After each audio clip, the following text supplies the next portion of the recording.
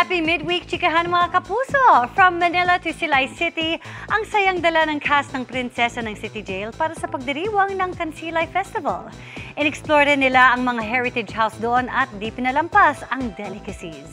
Narito ang report ni Eileen Pedreso ng GMA Regional TV.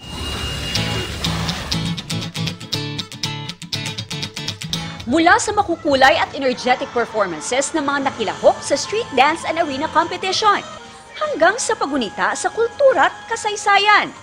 Talaga namang naging masaya ang pagdiriwang ng Kansilay Festival sa Silay City, Negros Occidental nitong June 12.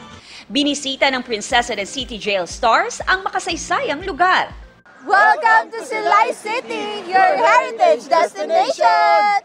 Kabilang sa mga dinaanan nila ang heritage houses, gaya na lang ng Soledad at Maria Montelibano Lacson Ancestral House. Hindi rin nila pinalampas ang masasarap na pagkain. Mga kapuso, maliban sa ancestral houses, dinarayo rin ang masasarap na pagkain na tatak Silay. At ngayon, nandito tayo sa Soledad at Maria Montelibano Lacson Ancestral House. Ano kayong masarap kainin dito? Naku, alamin natin. Kaya tara mga kapuso, let's go! Let's go!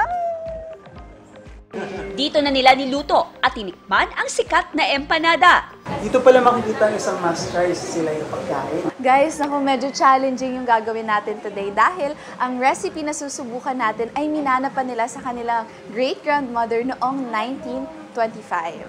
Fresh from the tour, diretso naman sila sa Public Plaza Covered Court para sa Kapuso Fiesta. Ang kumumpleto sa Kansilay Festival ay ang Team Jolly. Napakasaya lang talaga mag-perform kasama ang mga taga-Silay. It never disappoints. Isa na talaga siya sa favorite places.